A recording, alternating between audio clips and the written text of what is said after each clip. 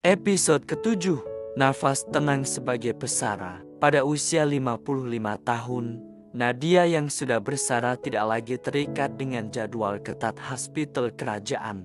Namun, semangatnya untuk membantu orang lain tidak pernah padam.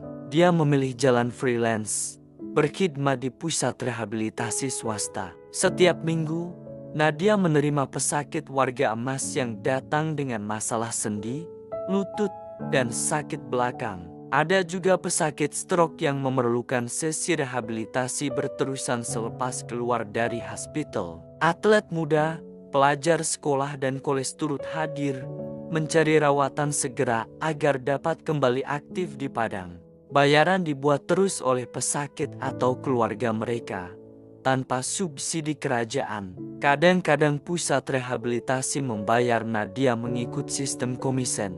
60% untuk terapas, 40% untuk pusat. Dengan kadar RM80 sehingga RM120 sejam. Jadwal Nadia yang sederhana 3 hari seminggu. 3 pesakit sehari memberinya pendapatan kasar sekitar RM3.600 sebulan. Tidak sebesar gaji kerajaan dahulu, tetapi cukup untuk menambah pendapatan keluarga tanpa tekanan birokrasi. Setiap pagi Sabtu pula, Nadia dan suami akan menyertai aktiviti di Balai Raya Kampung di Sungai Buloh dipenuhi dengan suara ketawa lembut. Nadia yang dari muda mengamalkan senaman yoga untuk kesehatan dirinya sendiri, kini berdiri di hadapan warga emas yang lain. Tubuhnya tegak tetapi penuh kelembutan. Tarik nafas perlahan, angkat tangan, jangan paksa diri, ikut kemampuan, katanya sambil tersenyum. Warga emas yang hadir bukan sekadar mencari kesehatan fisikal. Mereka datang untuk ketenangan jiwa, untuk merasakan bahwa usia bukan penghalang untuk kekal aktif. Dengan pengalaman sebagai pakar fisioterapi dan pengamal senaman yoga selama beberapa tahun, Nadia kini mengajar mereka chair yoga dan restorative yoga, gerakan perlahan yang sesuai untuk sendi yang sudah rapuh. Kadang-kadang dia menambah latihan pranayama, yaitu mengajar mereka seni pernafasan yang mendalam yang mampu menenangkan pikiran. Cabaran di kampung, fitnah dan hasutan. Suasana di Balai Raya Sungai Buloh biasanya damai, tetapi tidak semua jiran menyambut baik aktiviti yoga yang dianjurkan Nadia. Ada segelintir yang memandang sinis. Seorang jiran, Mak Jah, mula menyebarkan kata-kata, "Yoga tuh bukan budaya kita." Malah ada yang kata haram. "Jangan ikut Nadia, nanti sesat." Bisikan itu mula merebak. Ada warga emas yang ragu-ragu untuk hadir. Ada yang takut dituduh melakukan sesuatu yang salah. Nadia menyadari kehadiran peserta semakin berkurang pada minggu berikutnya. Cobaan sabotaj, kerusi, ketenangan, dan kemaafan. Suatu pagi yang damai di padang kampung, Nadia sedang membimbing warga emas melakukan senaman chair yoga. Suasana tenang tiba-tiba bertukar kecoh apabila sekumpulan penduduk yang tidak bersetuju coba melakukan sabotaj. Mereka menjerit, menolak kerusi yoga, malah ada yang hampir mencederakan peserta. Kekecohan itu memaksa pihak polis datang segera, menenangkan keadaan, lalu membawa mereka yang terlibat ke balai polis. Di balai polis, Nadia tampil dengan penuh ketenangan. Beliau menunjukkan sijil yoga for seniors yang diperolehnya daripada Institut Sukanegara Malaysia ISN serta permit resmi daripada Majelis Perbandaran untuk menggunakan Balai Raya sebagai pusat aktiviti kesehatan komuniti. Polis mendapati Nadia tidak bersalah. Sebaliknya mereka yang menimbulkan kekecohan dikenakan hukuman penjara karena mengganggu ketentraman awam. Namun, Nadia memilih jalan kemaafan. Dengan suara lembut, beliau berkata, "Biarlah mereka belajar daripada kesilapan. Saya tidak mau memanjangkan kes ini. Kita semua manusia, dan kesehatan serta keharmonian lebih utama." Keputusan itu mengejutkan ramai. Nadia bukan sahaja dilihat sebagai juru latih senaman, tetapi juga sebagai teladan kebijaksanaan. Sejak hari itu, tiada sesiapa lagi yang berani mengganggu kelasnya. Malah, semakin ramai warga emas dari kampung sebelah hadir. tertarik dengan manfaat yang diceritakan oleh peserta. Pihak polis pula melakukan rondaan berkala, memastikan aktiviti berjalan aman.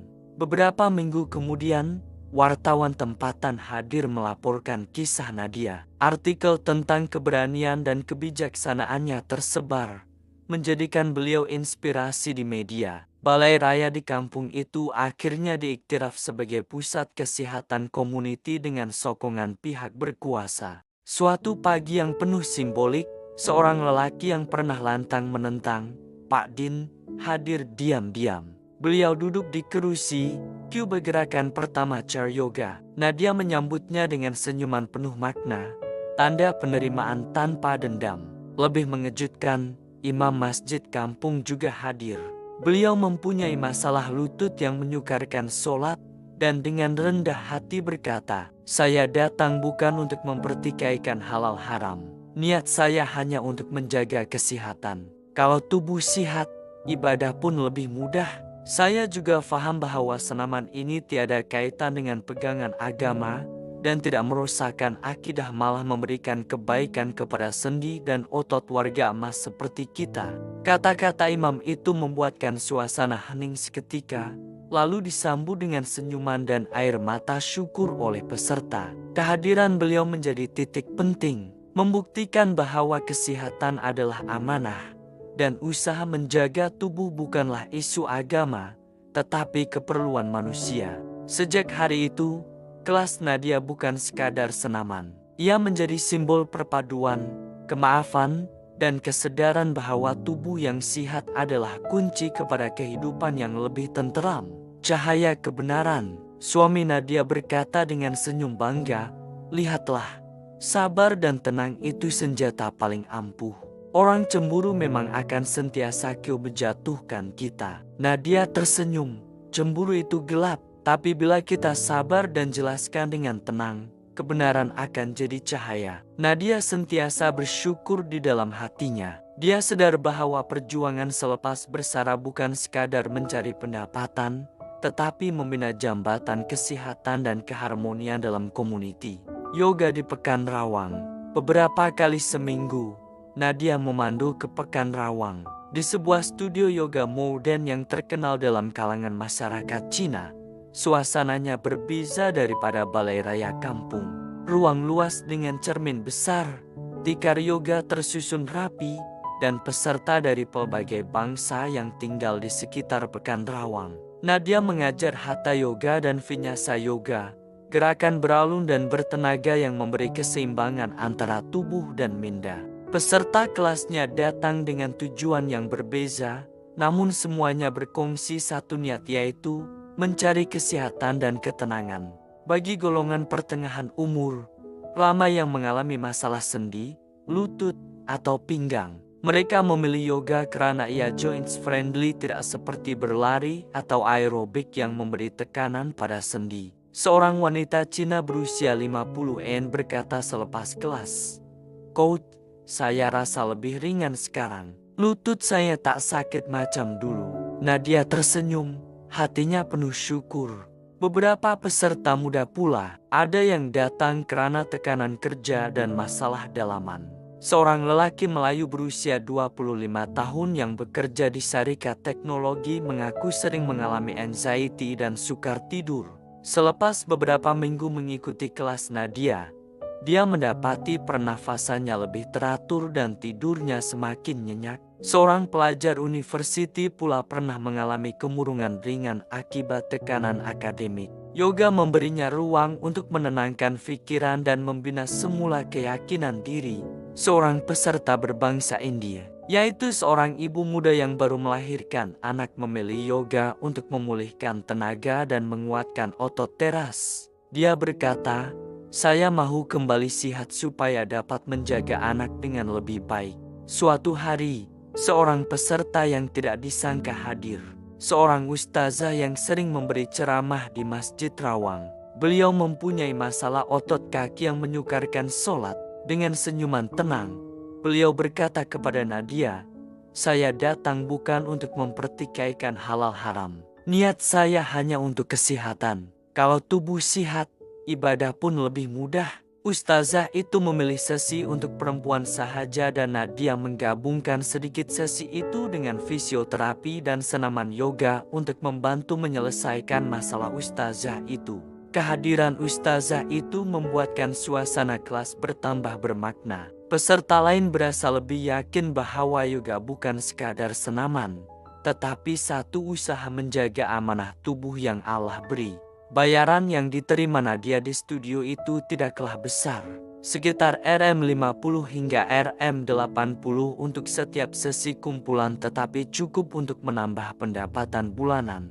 Lebih daripada itu, Nadia merasakan kepuasan karena dapat berkongsi ilmu kesehatan dengan komuniti yang lebih luas. Nadia sadar, kelas yoga ini bukan sekadar gerakan fisikal. Ia adalah jembatan yang menyatukan manusia merentas bangsa, usia, dan latar belakang. Setiap peserta membawa cerita mereka sendiri, kesakitan, tekanan, harapan. Dan di ruang studio itu, mereka belajar bahwa kesehatan adalah hak bersama, tanpa batasan agama atau budaya. Hidup selesa tanpa mewah. Walaupun pendapatan tidak sebanyak dahulu, Nadia dan suaminya tetap hidup selesa. Rahasianya ialah disiplin keuangan yang mereka amalkan sejak muda. Dividen pelaburan ASB dan simpanan tetap menjadi pelengkap kepada pendapatan bulanan. Setiap tahun, mereka menerima pulangan yang digunakan untuk menampung kos rumah, bil, dan sedikit simpanan kecemasan. Sikap berjimat cermat kekal bersama mereka. Nadia masih memilih memasak di rumah berbanding makan di luar, menanam sayur di halaman kecil, dan menggunakan kereta lama yang masih elok. Tiada hutang besar karena rumah mereka telah dibina secara tunai bertahun-tahun dahulu. Pesanan ibu sentiasa berasa cukup. Nadia sering teringat pesanan ibunya yang sederhana hidupnya. Jangan ukur bahagia dengan harta. Sentiasa berasa cukup, walaupun sedikit. Itu yang buat hati tenang. Pesanan itu menjadi pegangan Nadia hingga ke hari tua. Walaupun jiran-jiran ada yang mempamerkan rumah besar dan kereta baru, Nadia tidak goyah. Dia tahu ketenangan hidup lebih berharga daripada kemewahan yang penuh hutang yang belum tentu boleh dilangsaikan. Malam itu, ketika kembali dari rutin ke rumah kecilnya di Sungai Buloh, Nadia duduk di ruang tamu bersama suaminya. Suaminya pula sibuk dengan kerja freelance selepas bersara, membantu klinik swasta dengan sistem komputer sambil mengisi masa dengan hobi olahraga bersama warga emas. Kita sudah tua, tapi masih berguna, kata suaminya sambil ketawa kecil. Nadia mengangguk. Hidup mereka kini sederhana, tetapi penuh makna. Dari balai raya kampung hingga ke studio yoga di Pekan, dari pesakit warga emas hingga ke peserta muda, Nadia terus menabur ilmu dan harapan. Di langit malam, bintang berkelip tenang. Begitulah hidup mereka kini, tenang, seimbang, dan penuh syukur. Bersambung ke episode yang akan datang.